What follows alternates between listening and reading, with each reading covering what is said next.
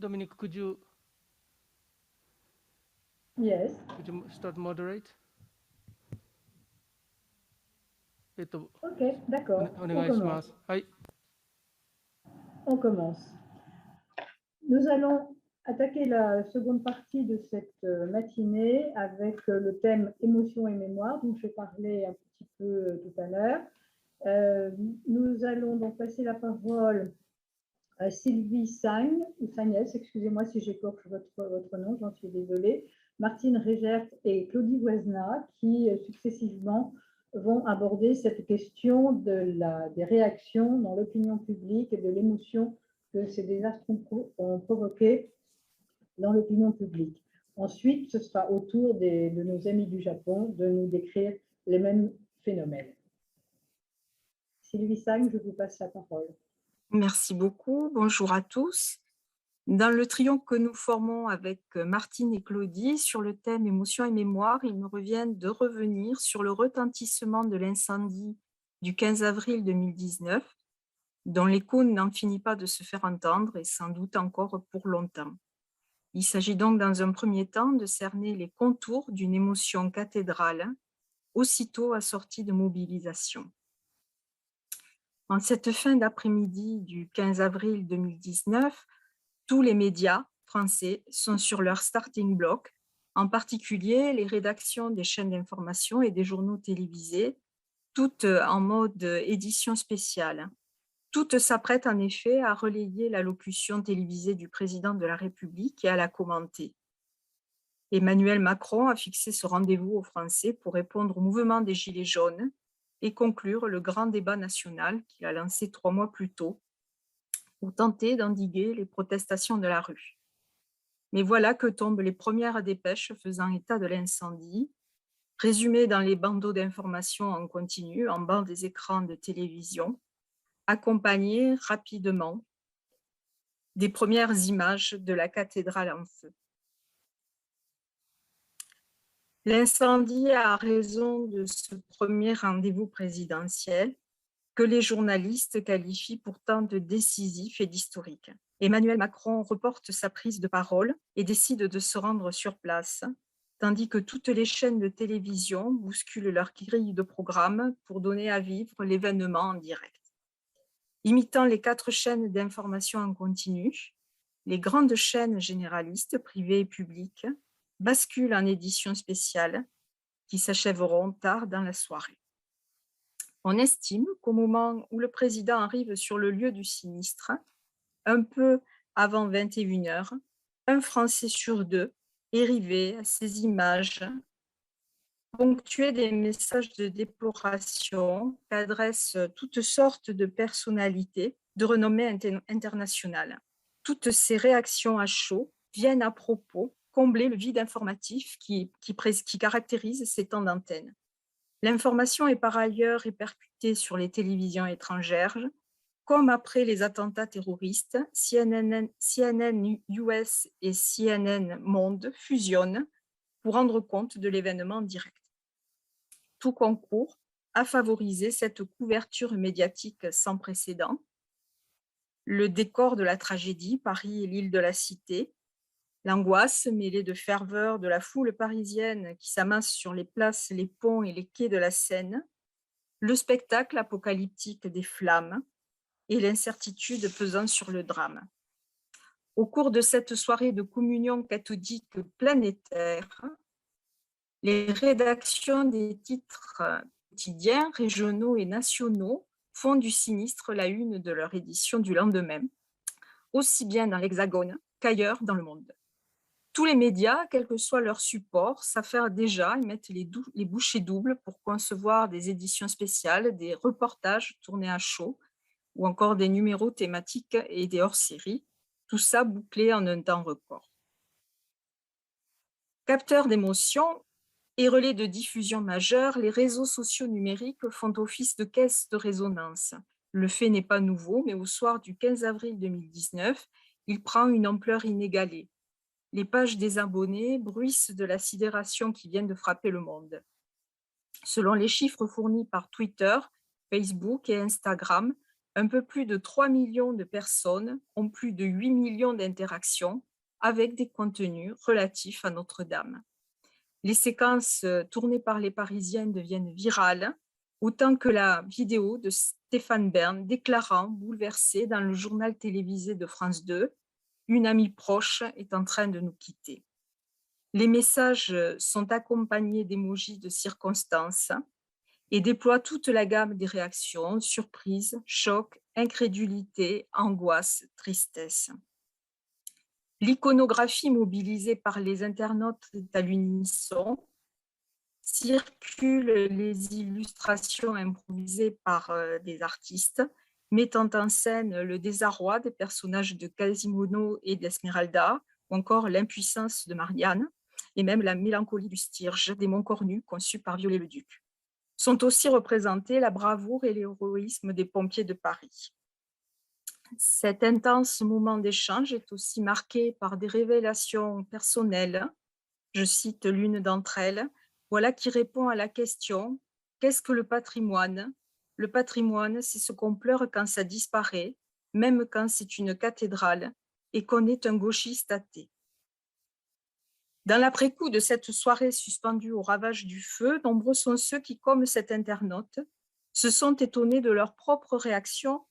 des émotions dont ils ont été traversés et de leur intensité, autant qu'ils ont été surpris de les découvrir aussi largement partagés.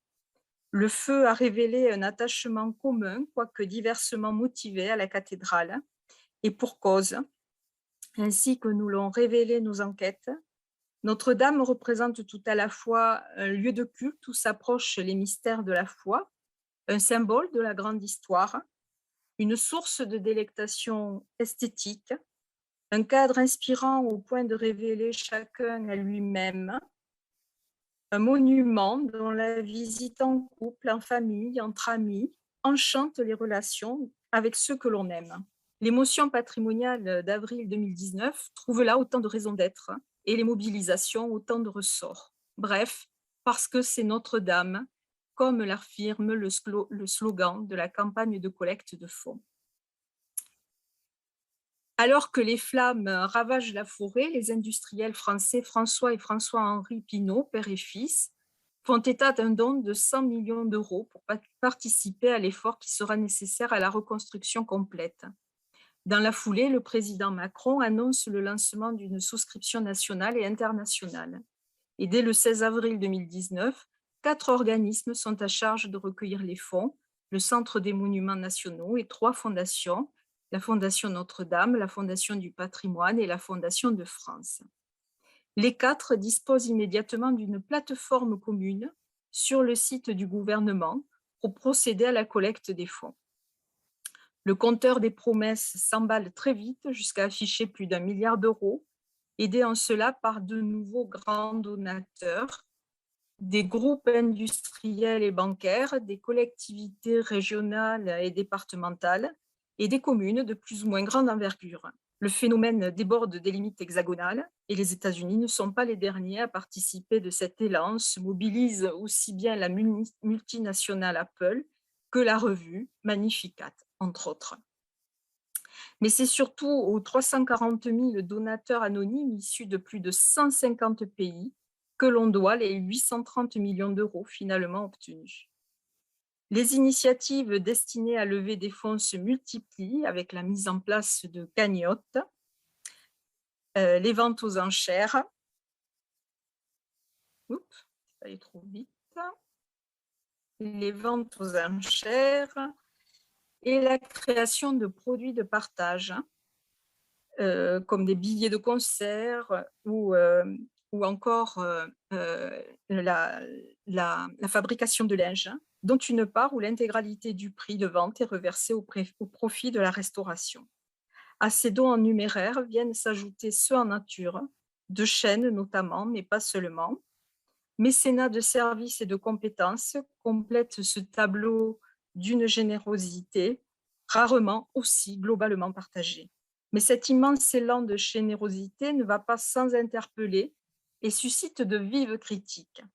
On dénonce en premier lieu les sommes considérables promises par les entreprises et les grandes fortunes françaises, accusé de faire de la sauvegarde du patrimoine une grande opération de communication et de vouloir tirer profit des importantes réductions d'impôts qu'impliquent les dispositions de la loi française relative aux dons. Face à ce réquisitoire, certains de ces grands donateurs annoncent que leurs dons ne seront pas défiscalisés, ce qui ne suffit pas à éteindre la polémique.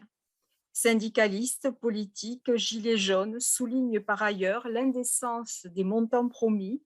face à l'urgence sociale et rêvent d'un élan aussi spontané et massif en faveur de la prise en charge de l'extrême pauvreté, de l'exclusion sociale, des sans-abri. Comme le tweet un gilet jaune, un symbole brûle et se meurt, mais un peuple demande à vivre. Les deux sont à reconstruire. Jouant sur les mots, les uns et les autres mettent en regard le monument de pierre et les temples vivants que sont leurs concitoyens, durement frappés par la crise. Dans la foulée, d'autres causes dignes d'une aussi grande mobilisation sont également mises en avant, comme la faim dans le monde, l'urgence climatique, ou encore le patrimoine local, c'est-à-dire toutes les petites Notre-Dame que leurs propriétaires peinent à sauvegarder. Cette mobilisation à rebours, relayée par les médias et les réseaux sociaux, prend également la forme de tribunes, publiées signées au rythme des polémiques que soulèvent les choix présidents à la Restauration. Leur font écho les pétitions multiples qui fleurissent en ligne, plaidant qui pour un geste contemporain, qui contre la privatisation de la cathédrale, qui contre l'abattage d'arbres pour la reconstruction de la forêt, qui pour décerner la Légion d'honneur aux pompiers de Paris, et j'en passe, toutes donc attachées à défendre des points de vue divers et variés. Et de ce fait, elles sont révélatrices des sensibilités de notre monde moderne, en particulier écologique. Par leur ampleur et les contestations qu'elles soulèvent, l'émotion et la mobilisation pour Notre-Dame en appellent à des valeurs morales diverses, participant d'axiologies multiples. Elles font également signe d'une société de l'émotion, où l'expression des affects individuels et collectifs le dispute à la parole politique. Et je laisse la parole à Martine, qui va évoquer donc la mobilisation des scientifiques.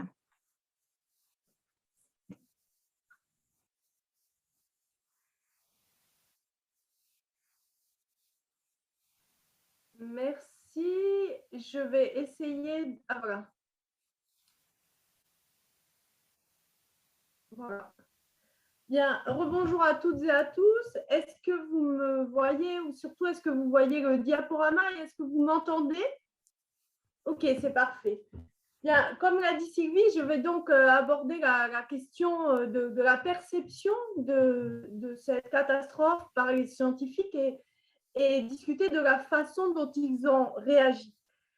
Nombre de scientifiques étaient présents le jour de l'incendie de Notre-Dame aux abords de la cathédrale. Rappelons que le monument est situé à proximité du quartier latin, lieu intellectuel s'il en est, qui rassemble un grand nombre d'universités abritant laboratoires de recherche et unités d'enseignement et de formation. Quand on pose la question en France, bon, j'avoue que je n'ai pas eu l'occasion de le faire à l'étranger, à un ou une collègue, de ce qui ou qu'elle faisait au moment de l'incendie, chacun répond précisément. Pour ma part, j'étais dans le train entre Nice, où je développe mes recherches, et Paris, où je me rendais pour une mission de travail. Donc, à 21h, je n'étais pas devant mon écran, comme la moitié des Français, visiblement. En revanche, j'ai levé le nez de mes dossiers, de mes publications, un petit peu après cet horaire, il devait être 22h. Et donc, j'ai jeté un œil aux informations dans un quotidien, et là, j'ai vu une cathédrale en feu.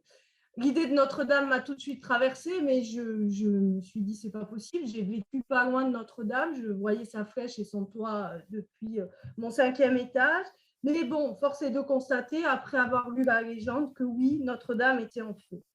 Alors, plusieurs des collègues ayant leur laboratoire à quelques minutes de marche ou de vélo du monument ont assisté en direct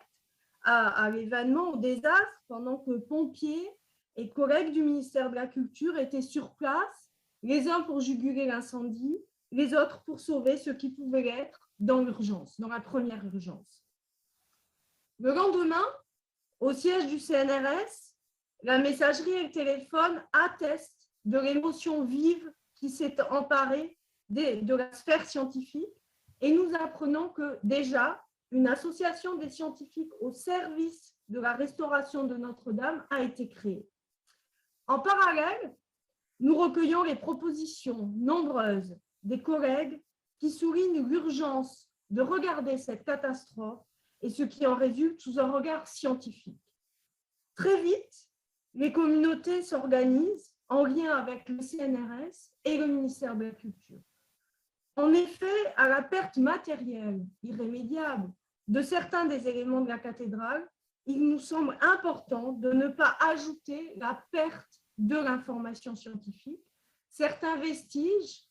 calcinés, carbonisés, comportent en effet des informations fabuleuses, à la fois sur l'histoire, mais également sur les environnements de la cathédrale. Et Dorothée Chaoui-Derieux vous montrera demain matin, comment les équipes sur place ont collecté, numéroté, inventorié l'ensemble des éléments effondrés de la cathédrale. Ah, pardon.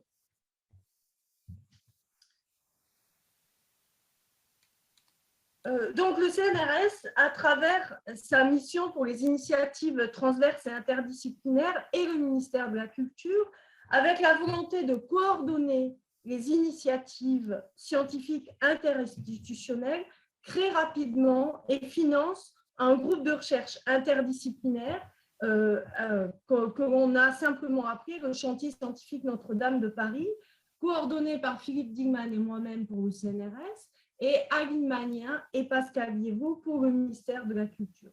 Cette action transverse permet ainsi de mettre les forces et les volontés en synergie tout en donnant un cadre à leurs actions.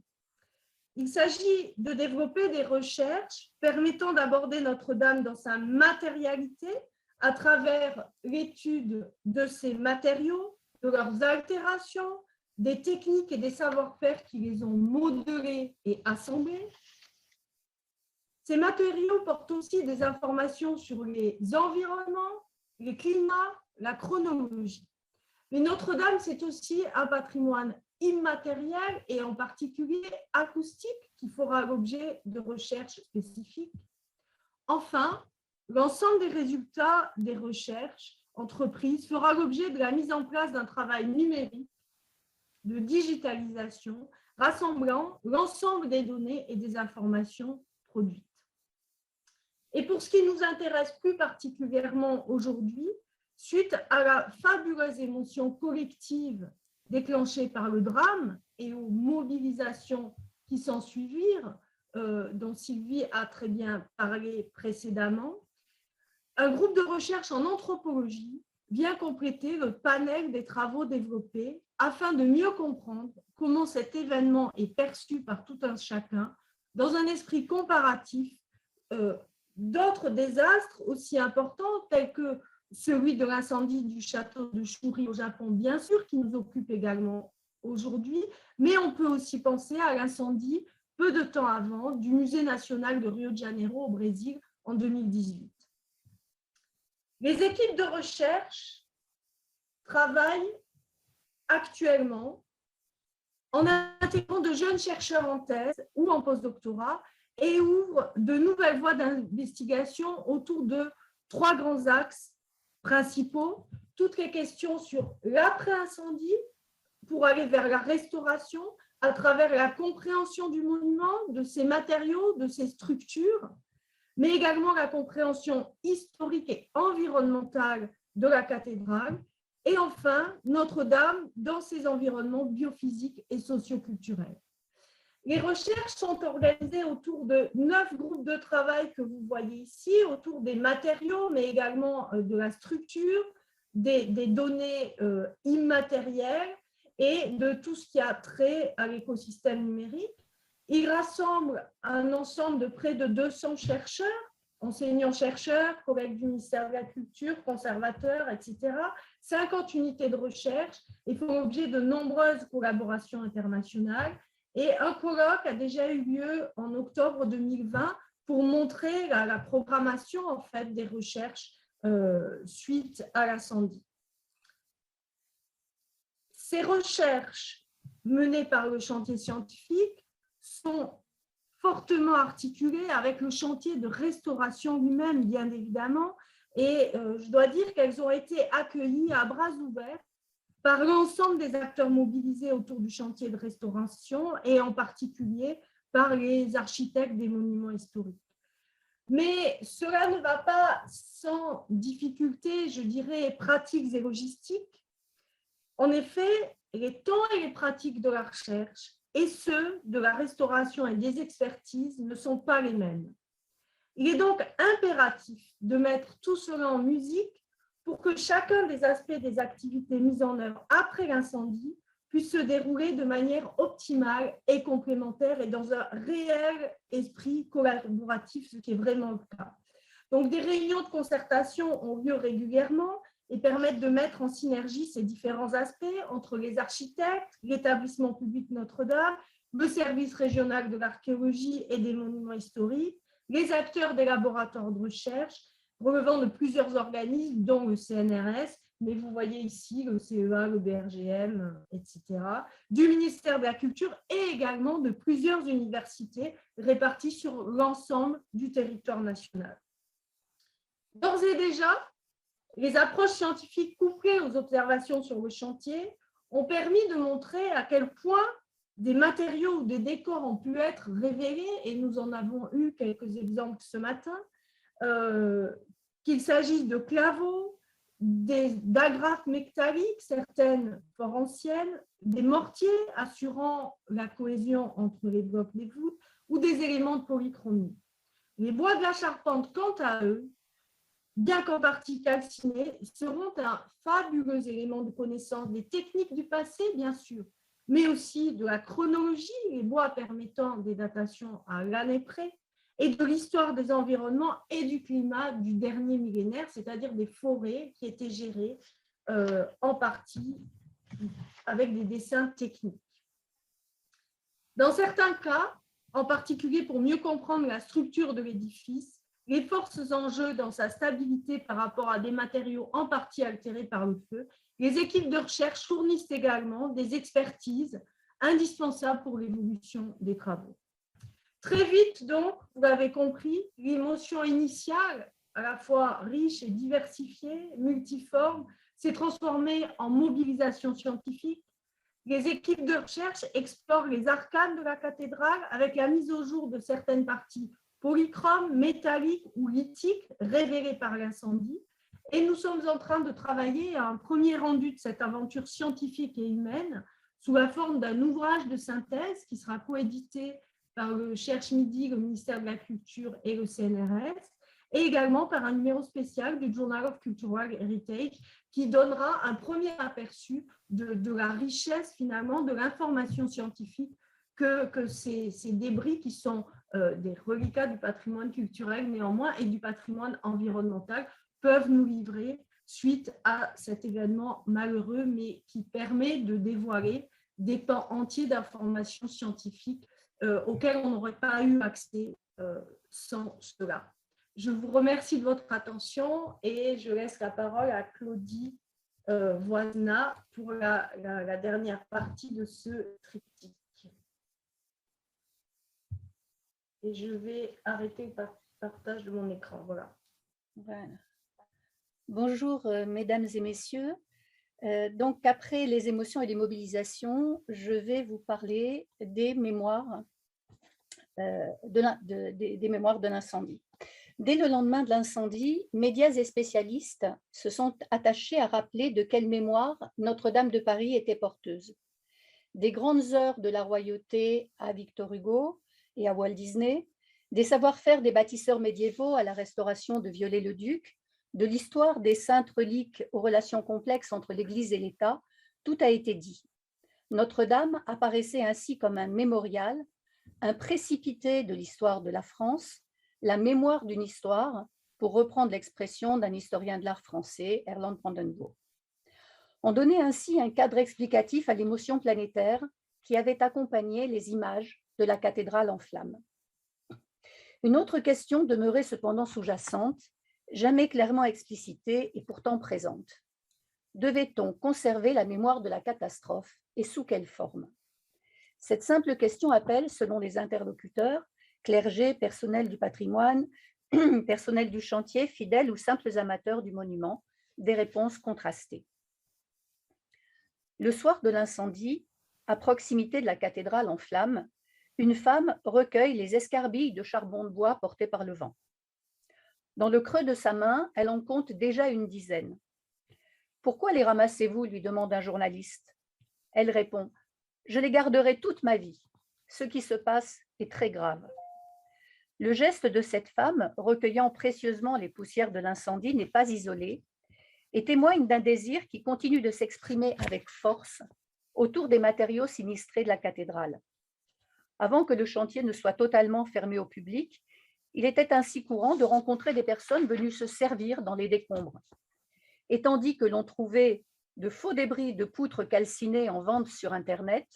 le clergé recevait des centaines de mails sollicitant un petit morceau de la charpente brûlée. Gaspard Salatko vous en parlera d'ailleurs demain plus en détail. Les décombres de Notre-Dame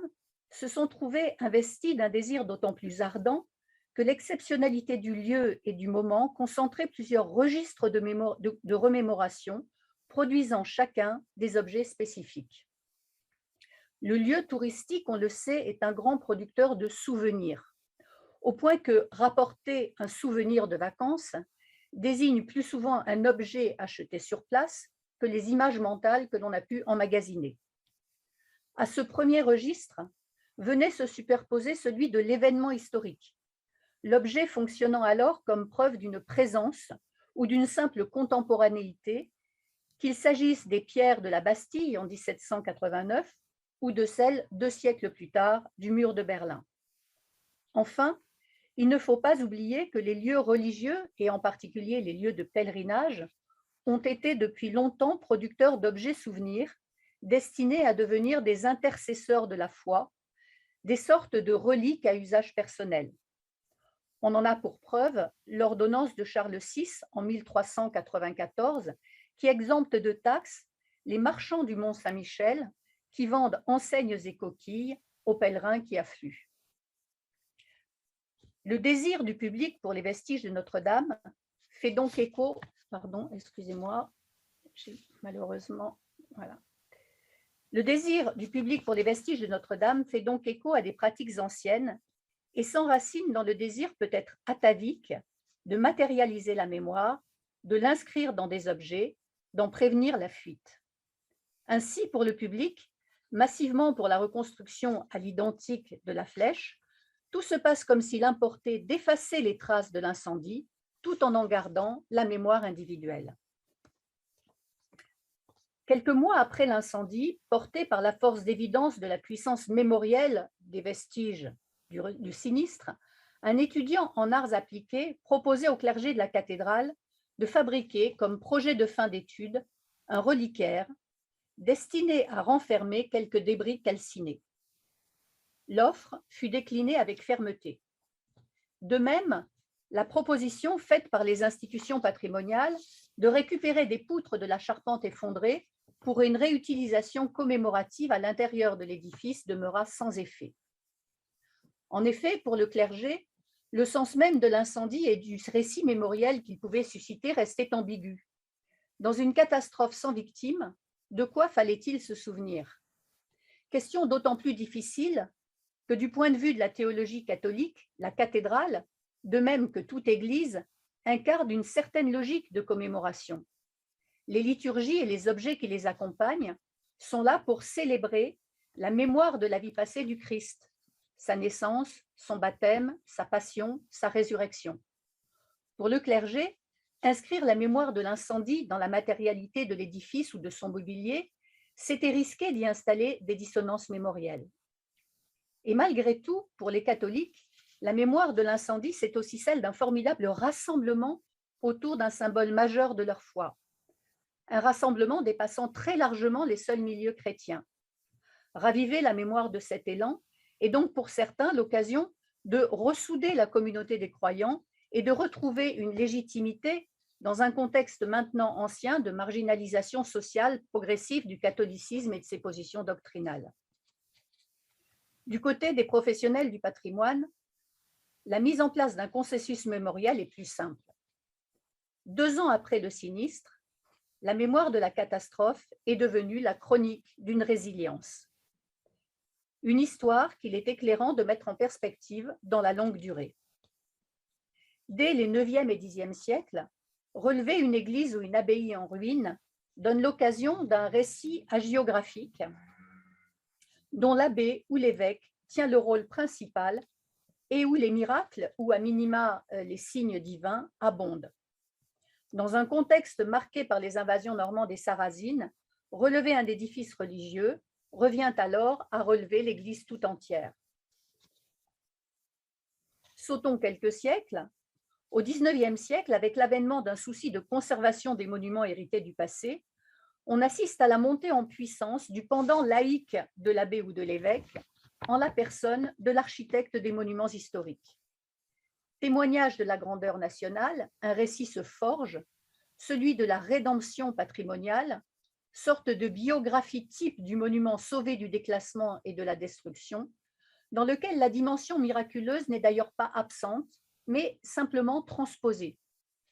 Viollet-le-Duc racontant comment, à l'âge de 3 ans, il vécut à Notre-Dame une expérience de terreur sacrée provoquée par les jeux de la lumière dans les vitraux de la rose occidentale, en même temps que l'orgue résonnait soudain dans l'édifice, n'est pas sans faire écho aux signes divins qui émaillent les textes médiévaux. Les récits qui se mettent aujourd'hui en place autour de la restauration de Notre-Dame viennent prolonger ces motifs. L'architecte en chef, Philippe Villeneuve, que nous avons entendu tout à l'heure, évoque ainsi, et il pourrait vous en parler lui-même, évoque ainsi fréquemment une forme de prédestination, un ensemble de signes qui l'ont mené à assumer la tâche qui est la sienne aujourd'hui. Il refuse néanmoins d'incarner à lui seul le chantier, privilégiant un grand récit collectif où tout le monde a sa place. Et de fait, dans la cathédrale en travaux, chacun, en fonction de son métier et de sa position, construit la mémoire de sa présence et de sa contribution, portée par l'exceptionnalité du site, par la dimension titanesque, quasi épique de l'œuvre à accomplir, et par la conscience d'appartenir à la généalogie des bâtisseurs qui ont construit puis sauvé au fil des siècles la monumentalité du lieu. Les miracles mêmes, bien présents, semblent ménager toutes les sensibilités. La croix dorée de Marc Couturier, resplendissant au lendemain de l'incendie. Le coq retrouvé avec ses reliques. La Vierge du Pilier, on l'a vu tout à l'heure, épargnée par la chute des décombres, peuvent aussi bien apparaître comme les signes d'une résilience de l'édifice face aux accidents de l'histoire que comme la marque d'une résurrection possible de l'Église elle-même, institution chahutée par la sécularisation. 2 formes de transcendance, patrimoniale et religieuse, dont les récits articulent la cohabitation. Cette mémoire de la résilience aux épreuves du temps pourrait d'ailleurs trouver à s'incarner dans le coq reliquaire qui surmontait la flèche. Retrouvé au milieu des décombres, rescapé du désastre, il ne sera pas restauré. Les experts de la direction des patrimoines ayant fait le choix de le laisser en l'état, cabossé, porteur des stigmates de la catastrophe. Présenté en septembre 2019 dans l'exposition Revoir Notre-Dame, organisée pour les Journées européennes du patrimoine, puis exposé depuis l'automne 2020 à la Cité de l'Architecture et du Patrimoine, il pourrait peut-être à terme, fort de son statut de reliquaire, contenant les reliques de Sainte-Geneviève, de Saint-Denis ainsi qu'un fragment de la couronne d'épines, rejoindre le trésor de la cathédrale. Entre vestiges et reliques, entre mémoire de l'Église et mémoire du monument, il concilierait alors logique patrimoniale et logique religieuse. Je vous remercie.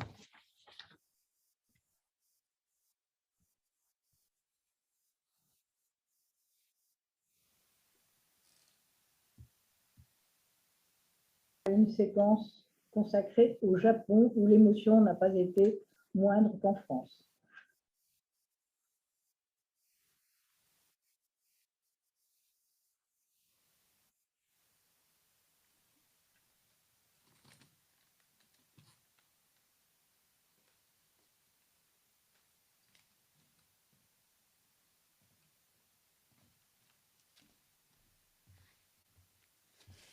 はい、では私の方からちょっと短い時間、首里城が、火災で失われて、その後どのような反応があったかということについて簡単に説明したいと思います。ノートルダム大聖堂の火災と首里城が違う大きな点は、ノートルダムは長い長い歴史を持ち、先ほど説明がありましたように大きなそれぞれの変化があったし、つまり長く時間を刻んできたフランスの歴史や文化の象徴だということですね。で、首里城は確かに長い歴史を刻みましたけれども、一度戦争で全部破壊されました。そしてその破壊されたものを再び復元して、それをよみがえらせると。つまり30年の時間をかけて新しく再建されたのが首里城ということでありました。しかしその復元が始まった当初の頃、沖縄の地元の専門家の間でこんな議論がありました。首里城は復元する必要はないと。復元すると本物ではないと。だから建物を復元するんじゃなくて、その地面の中に眠っている首里城の遺構というものを大事にすればいいんだという意見ももちろんありました。しかしやはり多くの人間たちは復元しようということになって、作業が始まったわけですけども、そういう点ではよみがえった首里城は、戦前首里城で遊んだ記憶のある人たち、あるいは古い写真で首里城の姿を見ている人たちにとって誰も見たことがない首里城がよみがえったわけです。王国時代の古い記録を使って正確に復元しようとした。それは誰も見たことがない、全く新しい首里城が、つまり古い資料に基づく新しい資料が現代にデビューしたと言ってもいいわけです。この火災によってですね、その新しい首里城がどのように受け止められたのかということを私は感じたのです。例えばたくさんのメディアが首里城の火災を報道してくれました。私の携帯電話とお家の電話も鳴りっぱなしでした。でその後、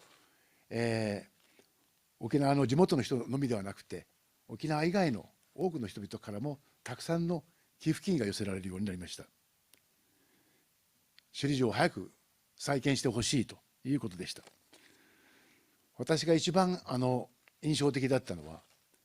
沖縄のテレビのニュースで若者たちが首里城の火災を見て泣いてる。その高校生か多分17、18歳ぐらいの少年たちがですね、涙を流して泣いてるんです。で私はあるテレビのコメントで、インタビューでコメントで、どうして若者が首里城の焼けた姿を見て泣いてるか、それを私がうまくその気持ちが分からないというふうにコメントしたことがあります。でそのコメントを見てですね、この若者たちが私に連絡をくれました。私たちが涙を流した理由を先生に説明したいということでした。でその若者4、5人と一緒に首里城、焼けた首里城の後を一緒に歩いて散歩して、そしてその後で彼らとミーティングしたんです。その時彼らはこういうふうに言ってくれた。自分たちがなぜ涙を流したのか、その理由を見つけたかった。みんなで議論した。しかし残念ながらまだうまく言葉で説明するだけのことはまでは至りませんでした。もっともっとこれからも考えますので時間をくださいというのが、その若い人たちの私に対する報告だったんですよね。ですから首里城の復元という大きな事業と、そしてその一番大きな部分が失われたという事件と、そういうことによって逆に首里城というものが一体何だったのかと、あるいはよみがえってまた30年しか経ってない新しい首里城が沖縄の地元の人々のみではなくて、多くの人たちにそれが沖縄の歴史や文化を象徴するものとして確実に受け取られて理解されているという、そういう存在として首里城がメッセージをずっと発信し続けていたということが分かります。つまり復元されたからすぐにみんなが理解するんじゃなくて、それは時間をかけながら首里城というものをみんなが受け止めていくプロセスだったんだろうというふうに考えています。ですから結論から言いますと、火災で失われた首里城は新しい復元されたものですけれども、それは確実に沖縄の歴史や文化を象徴するものとして多くの人々に受け止められていたんだということを私は強く確信したということでした。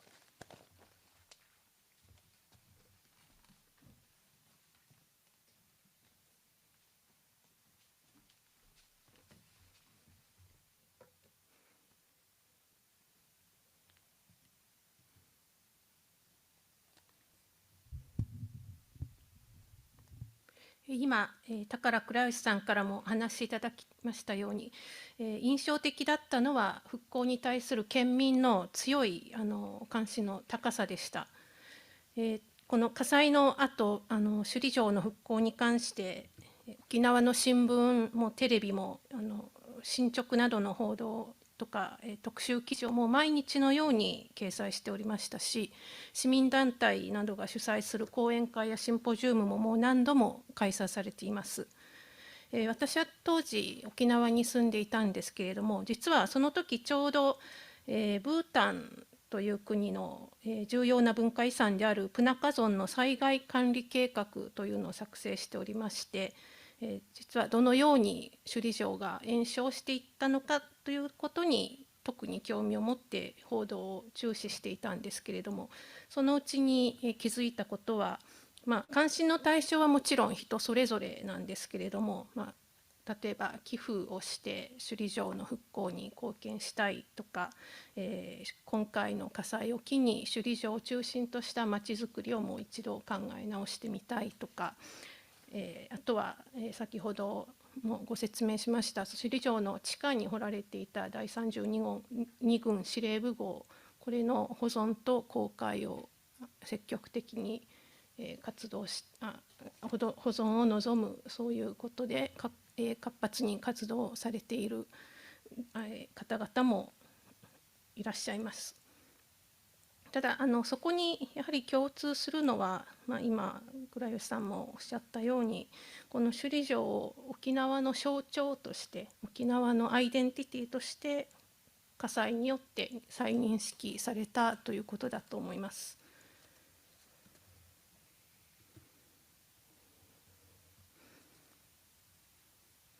その関心の対象の一つとして今日取り上げたいのは、この火災の後に正殿が建っていた基壇の前に一対の龍柱、石でできた砂岩でできた龍の柱ですね、これが立っていたんですけれども、火災を受けてもひびや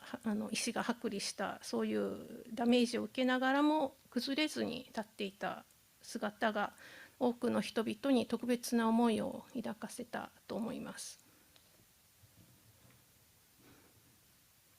ここにあるのが龍柱です。こちらの写真ですと、ここに一つ、ここにもう一つ、向かい合わせで立っているのがわかると思います。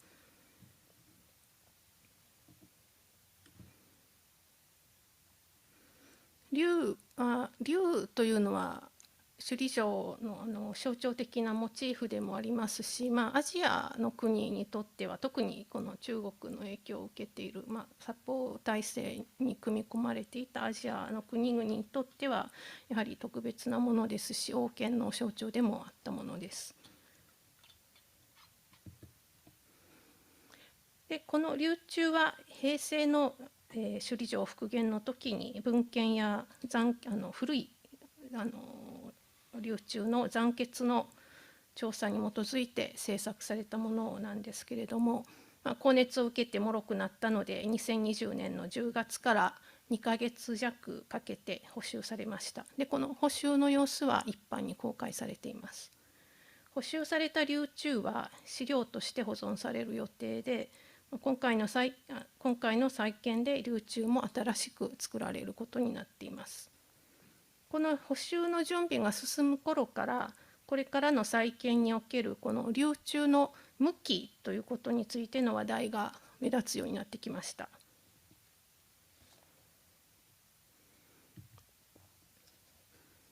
どういうことかというと、今この向かい合わせで立っている龍柱を正面向きにしたいという声が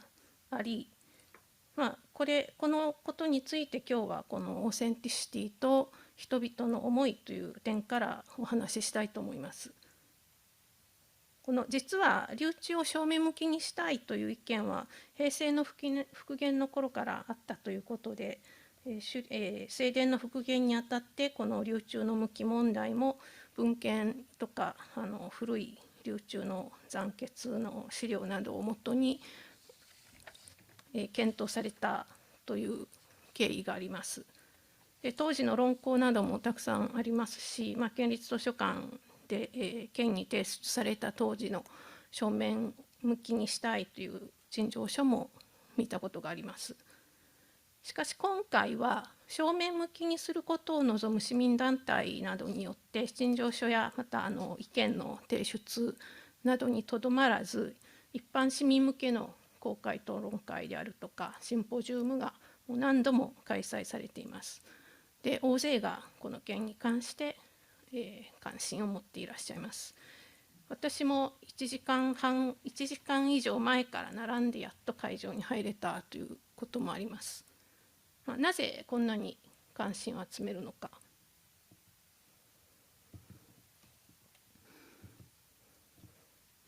その前に、流通の向きについてこれまでに議論されてきたことを簡単に押さえておきたいと思います。そもそもこの平成の流通が相対向かい合わせに作られたのは、正殿を復元するための中心的な根拠となった1768年の記録修理工事の記録である寸法記、1846年の修理工事の記録である正家文書の一部のご不審絵図帳に基づいています。先ほど倉吉さんからもご発表がありました。これ資料はすべてウェブの展覧会に載せておりますので、ぜひご覧いただきたいと思います。流通はご覧のように、どちらの資料でも向かい合わせで描かれています。しかし実は流通は16世紀初めの創建から沖縄戦による破壊までの、約430年ぐらいの間に正面向きの時もあったし、向かい合わせの時もあったということが知られています。なのでどちら向きにするかという時どちら向きであることにより真実性があるのかということで問題になるのは、一つはいつの時代の正殿に復元するのかということと、2つ目は根拠資料の信憑性、信頼性ということになると思います。ここで流通の歴史なんですけれども、研究者の文献などの調査によれば1509年に最初の流通が作られ、1660年と1709年の火災の後にそれぞれ新しく再建されたとされています。でそれが1945年に沖縄戦で破壊されるまで、3世代の流通があったということが一般的に言われております。これらの流通のものと推定される残欠が県内の博物館に残っておりますし、であとその古い時代の流通というのは正面を向いていたということに推測されています。その流通の背中が石段の高欄につながっていたということですね。でこの3代目の流通の歴史なんですけれども、ところがその18世紀この寸法記とか正家文書のご不審絵図帳の時代ですね、この時に台座に据えられて向かい合わせになったと。それは理由としてもいろいろな研究者がいろんな説をおっしゃっていらっしゃいますけれども、このコートヤードの正殿の前に広がるコートヤード全体のレイアウトが変化したことや、この正殿のファサードの変化、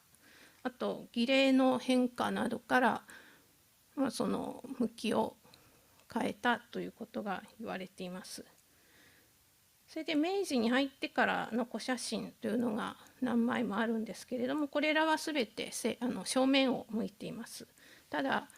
これらの写真はすでに、琉球王国が廃された後のものですので、特に片方の流通などは短く切られていることが写真から明らかで、何らかの流通に対する介入があったことから、その向きに関しての信憑性というのは、疑問視されていました。で、昭和の修理でそれを、正面向きに立っていたものを向かい合わせに変えたということですね。でなぜこの昭和の修理で向かい合わせに変えたかということについてなんですけれども、記録によれば当時を知る頃からの聞き取りなどを行ったとされていますが、もう一つより人口に解釈している説としては、これ先ほども申し上げましたように、この時の修理工事は沖縄神社拝殿としての修理工事でしたので、この狛犬の向きに合わせて向かい合わせにしたのではないかということが言われています。それの信憑性はともあれ、その神社というものをシンボルにしたこの当時の公民化教育によってその後の沖縄がたどっていった歴史というのは、沖縄戦で多くの国民が徴用されて自決した、そういう歴史を考えれば、こちらの方が広く広まっているというのは分かっていただけるかと思います。でところが2020年の11月にそれまで確認されていなかった古写真が発見されたというか発表されまして、それは1877年にフランス海軍の少尉が撮影した写真なんですけれども、1877年というのは首里城明け渡しの2年前ですから、まだ大府時代ですね。この大府時代でその写真は正面を向いています。だから大府時代の琉球が正面向きだったという証拠として発表されました。で、寸法器などの絵図に描かれたものは、実際には正面向きの琉球を分かりやすく表現するために横向きに描いたものではないかという説もあります。でこれについては声図における表現方法に関してのこの図像学の専門家も交えた検討がされたと伺っています。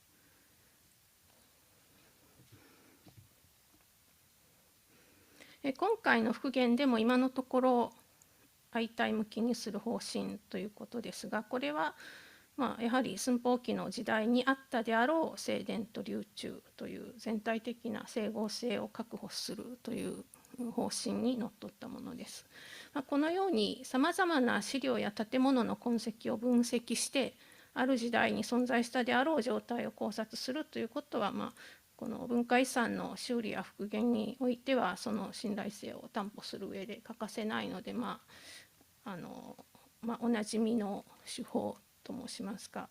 なんですけれども、普段こういった検討の過程というのが、実はここがとても面白いところなんですけれども、一般の人々の関心を集めるっていうことがほとんどないと思います。それが首里城の場合はもうシンポジウムや討論会が開催されて新聞でも頻繁に取り上げられて、県民が大きな関心を寄せているというこの状況そのものにまず興味を惹かれたんですね。でそしてこれまでこの流通問題を見てきた中で感じるのは、この正面向きを支持する県民の方々の中には多分その正面向きを熱心に主張される研究者の方も含まれると思うんですけれども、今までこうやって見てきたこういう厳密な検討というのはとはちょっと別のところで、流通というものはそもそも正面を向くのが本来の姿のはずじゃないかという思いがあるんではないか。つまり建築物の整合性というそういうところを超えたところで、むしろアイデンティティの問題として捉えられているのではないかということを感じています。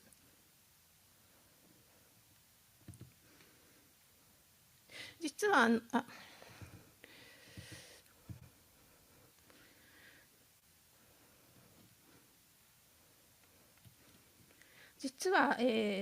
私が二十数年来関わってきたそのブータンの文化遺産の保全において最も難しい点というのもやはりこういう人々の建築という実態を超えたところにある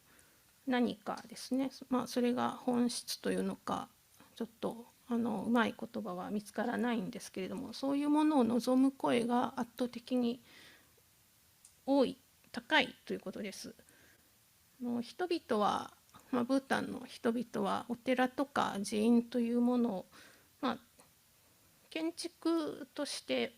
もちろんそれは文化遺産とみなされているわけなんですけれども、建築として認識するというよりも、歴史上のラマ偉いお坊さんのことですねたちが伝えたそういう仏教の伝統文化を営み、それを継承する場所としてものすごく相対的に捉えています。だからたとえも15世紀とか古い時代に建てられた重要なものでも、厳密な保存よりはむしろより良くしたいというそういう思いが強くあります。で偉いお坊さん高僧の方とお話しした時などにおっしゃっていたのは、仏教の修行の中で瞑想ということをするんですけれども、その中で構築する諸仏の宮殿、それが、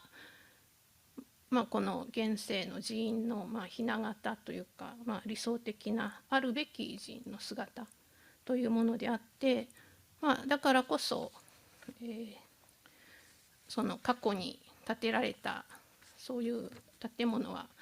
いろんな制約を受けて不完全なものであるので、今もし機会があるならばそれに近づけることが望ましいというふうにおっしゃっておられます。こうしたブータンの状況と比べながら、首里城の流中の向き問題に興味を持っていたところ、今回のこのノートルダム大聖堂と首里城を絡めた展覧会の企画に関わらせていただくことになりました。でこの企画を進める上で関心を持ってきたのもやはりこの文化遺産の真実性ということと、こういう人々の思いというのをどう考えていくのかということです。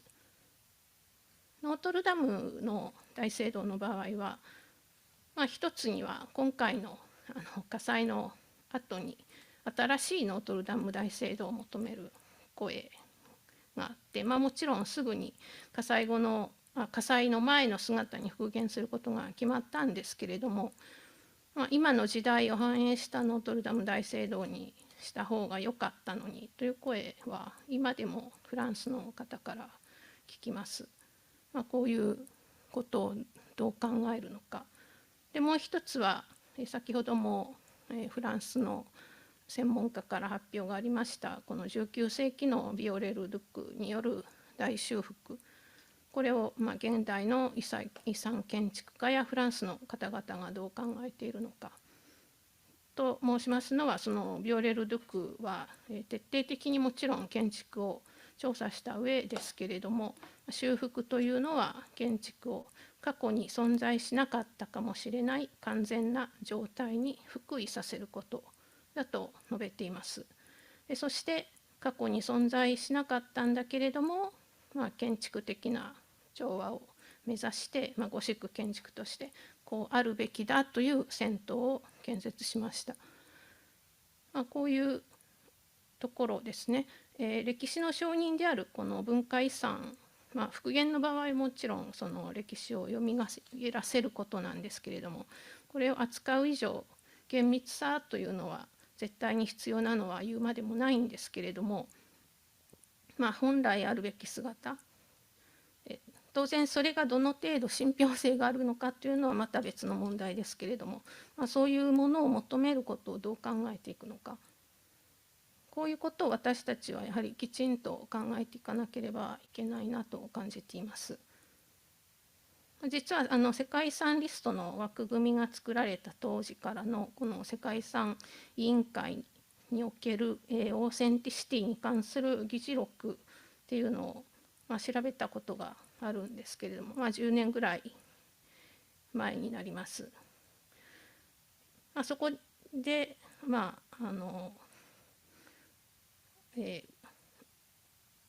んていうか分かったのはというか、従来の枠組みでは捉えきれない価値というのを、厳密性を担保しながらどう評価するかっていうのが、最初の、チャレンジだった。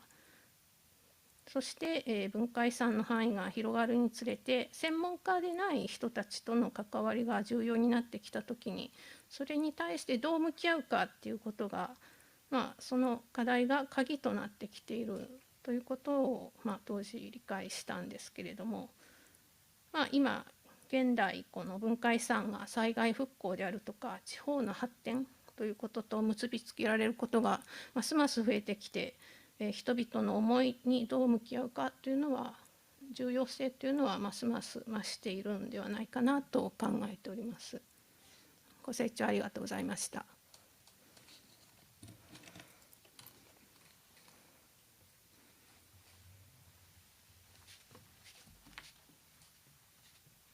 Merci beaucoup, Junko, pour cet excellent exposé. Nous allons continuer notre travail commun. Toshi, nous avons un petit moment de pause maintenant. Nous reprenons à 12 heures. Est-ce que tu en es d'accord? Tu m'entends, Toshi? Non? はい、10分取りましょう。D'accord. Rendez-vous à 12 heures pour la France. Merci beaucoup. À tout de suite.